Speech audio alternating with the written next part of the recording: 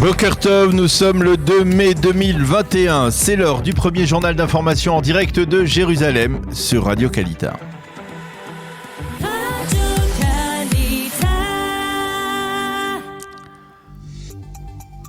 Boker Tov, nous commencerons ce premier journal d'information par la tension sécuritaire à Jérusalem. Hier soir, plusieurs centaines de Palestiniens ont manifesté devant la porte de Damas. Ils ont lancé des pierres et d'autres objets en direction des forces de police. Au total, plus d'une soixantaine de Palestiniens ont été arrêtés.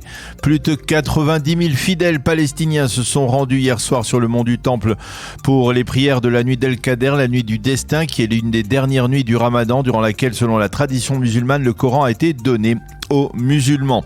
L'Égypte a demandé aux organisations palestiniennes, le Hamas et le Fatah, d'apaiser la tension dans Jérusalem.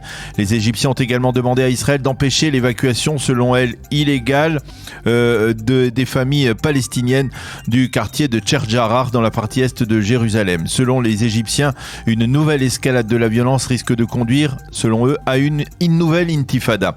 Le quartet a également exprimé son inquiétude face aux échauffourées de ces derniers jours entre Palestiniens et forces de sécurité, en particulier sur le mont du Temple. Quant aux Émirats Arabes Unis, ils ont condamné ce qu'ils ont appelé les actions d'Israël sur le mont du Temple. À noter que Yair Lapid a réagi fermement à ces émeutes. Ceux qui veulent nous faire du mal doivent savoir qu'ils le paieront très cher, a déclaré Yair Lapid. Ceci étant, un drone de Tsahal a bombardé hier une position du Hamas dans le sud de la bande de Gaza. Il s'agissait là d'une riposte israélienne à un tir de roquette de Gaza en direction de l'ouest du Negev. La roquette a explosé sans faire de blessés ni de dégâts. Par ailleurs, au cours des derniers jours, les forces de sécurité israéliennes ont constaté le retour des fameux ballons incendiaires de Gaza vers le territoire israélien. Au moins 10 départs de feu ont été provoqués ces derniers jours par ces ballons. Et c'est dans ce contexte extrêmement tendu que Tsahal entame de très grandes manœuvres militaires de facto. Il devrait s'agir du plus important d'exercices militaires de l'histoire de l'armée israélienne. Il devra durer 1 mois. Au cours de ces manœuvres, les forces de Tsahal vont s'entraîner à simuler des situations de conflit sur tous les fronts. Le front nord, le front est, le front sud et la Judée et la Samarie. Le chef d'état-major de Tsahal, le général Aviv Kochavi, a décidé de maintenir cet exercice en dépit de la tension sécuritaire actuelle. Le nom de ces manœuvres, les chars de feu. L'agence de presse libanaise Al-Nashra a indiqué que le Hezbollah avait décidé d'élever l'état d'urgence dans le sud de la Syrie et au Liban, en raison justement donc de ces manœuvres israéliennes. Et selon certaines sources, il s'agirait là de l'état d'alerte le plus élevé du mouvement terroriste chiite depuis la seconde guerre du Liban en 2006. Le ministre israélien des Affaires étrangères, Gabi Ashkenazi, et le ministre du Commerce et de l'Économie, Amir Peretz, se rendront cette semaine à Séoul pour signer un accord de libre-échange entre la Corée du Sud et l'État d'Israël. Cet accord dispensera de TVA de nombreux produits qui sont commercialisés entre les deux pays. Au cours de ce séjour, les ministres israéliens signeront avec leurs homologues coréens un accord visant à doubler le budget d'une fondation conjointe qui doit développer de nouvelles technologies.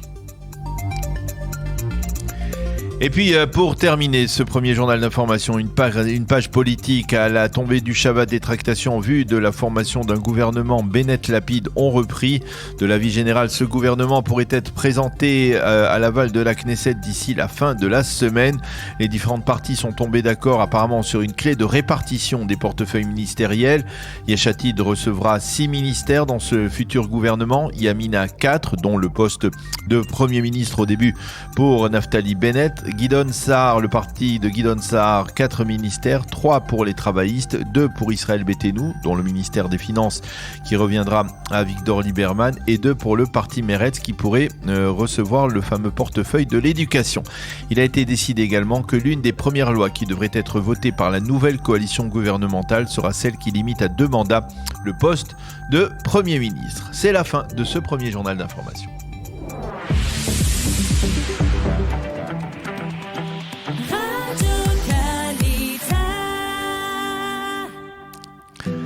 La première page météo de cette nouvelle semaine, on peut dire que l'État d'Israël est sous la canicule. Le temps sera chaud et sec aujourd'hui sur l'ensemble du territoire israélien. Les températures devraient baisser seulement demain. Il fera aujourd'hui 36 degrés à Jérusalem, 38 à Tel Aviv et 43 degrés à Eilat.